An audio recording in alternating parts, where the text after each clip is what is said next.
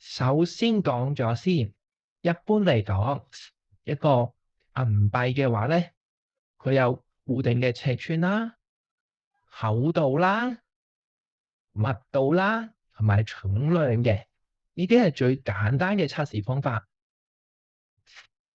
咁而家咧就教大家點樣快速嘅去測銀幣嘅。咁銀幣都有固定嘅尺寸，可以用呢一個測佢直徑啦，呢個測佢嘅重量，呢個睇細節位、睇磁性，呢個睇佢嘅共鳴性啊嘛。咁其實呢一個放大鏡攞嚟做咩咧？睇細節，因為銀幣好多廠商都會有做防偽嘅標籤，例如袋鼠嘅話咧，佢就會喺佢嘅英文字母入邊藏住咗一個細 A 喺入邊嘅，咁你就去攞放大鏡睇啦。好多人都唔會識用睇細節嘅呢個啦，所以其實基本上呢個可以唔用嘅啦。然後點樣快速可以測？第一步就係真嘅白銀都唔會有磁性嘅。我哋攞幾個嚟 test 下先。好，你攞一個磁石，俾一下吸落去，呢一個就已經係知係假得啦。嗱，假得啦，假得啦。好，整翻呢三個，我對你睇咯。冇磁性嘅係咪一定係真嘅咧？唔係，點解？因為有磁性嘅大部分都去用砷呢啲去做嘅，咁冇磁性咧，去用其他嘅金屬去做嘅。咁好咯，磁性係最快嘅方法啦。咁第二個係咩咧？測重量，但係要注意每一個磅佢都有啲誤差嘅。咁誤差咧，可能到0.1到0.2，睇你自己嘅磅啦。咁我哋嚟睇咯，一般嚟講係31.1035克嘛。呢一個你直接係25.28已經唔得噶啦。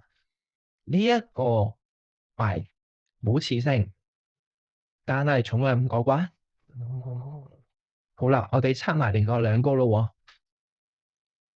31.1啦，啱嘅。再嚟一個31.17啦，合理嘅誤差範圍以內啦。咁好啦，如果你都唔放心，可以用咩咧？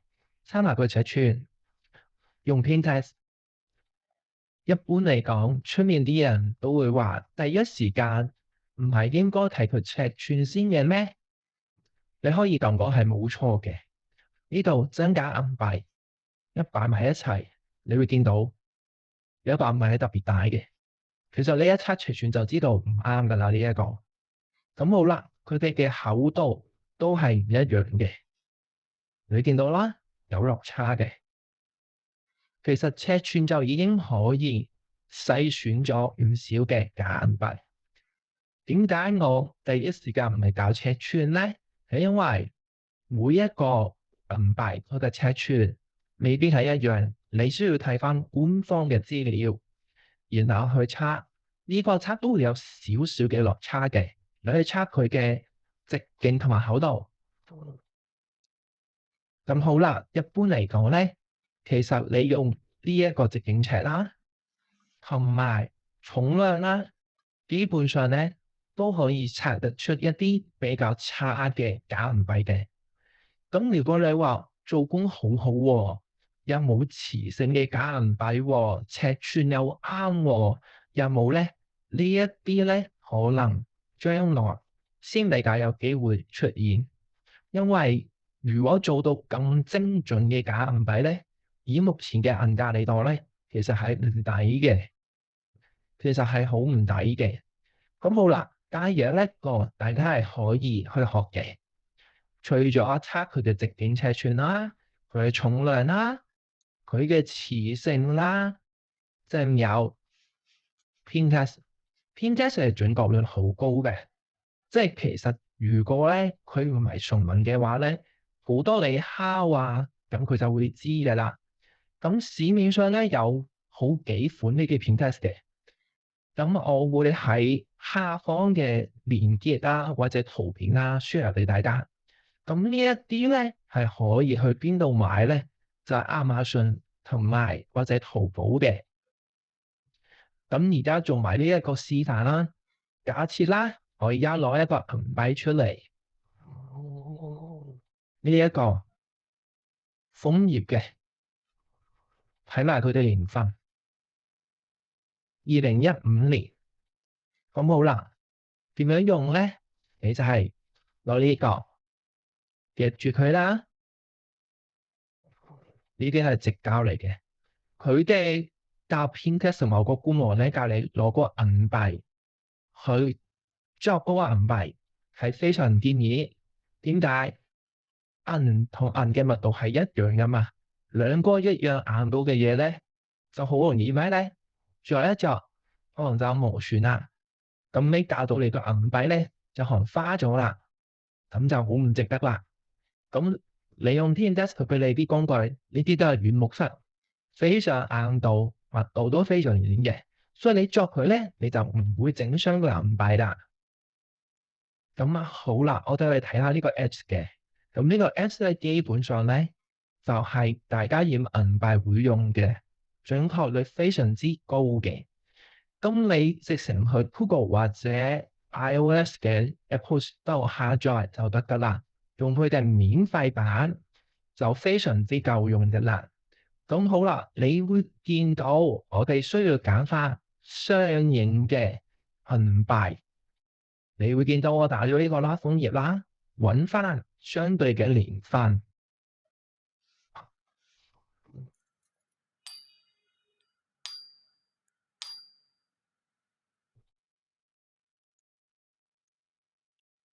大家仔細聽喎，呢一個咧真銀幣嘅聲咧係好清脆嘅。我哋而家就換咗個假銀幣去測試下，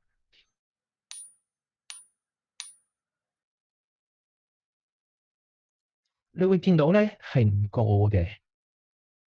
咁其實真假銀幣咧，佢出嚟嘅共鳴聲係唔一樣嘅。咁好啦，今集咧教大家去測真假銀幣咧，就到呢度啦。咁大家最簡單，要記住假銀幣係好多時候都有磁性嘅，真銀幣係冇磁性嘅。另外，尺寸重量一測咧就老慘噶啦。咁如果將來銀價好高嘅，咁我建議用 Pinterest，無論佢尺寸、磁性做得好都好，Pinterest 咧都唔過嘅。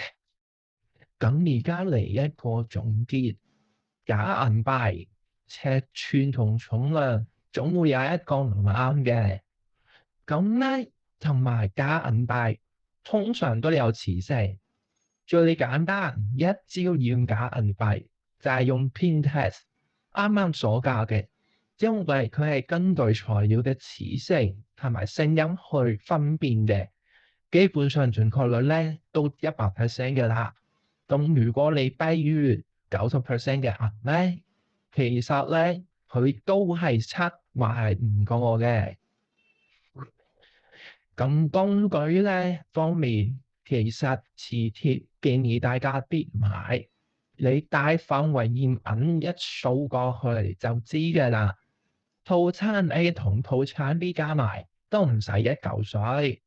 咁至於套餐 C 有錢嘅想要買金嘅就可以買嘅。咁一般人咧，前面呢3個建議都買咗佢啦。咁今集就去到呢度，多謝大家。咁咧，希望大家咧多啲 share、like、comment and subscribe。咁同埋咧，亦都關注我哋嘅群組，加入去，我哋會有好多精彩嘅資訊分享俾大家。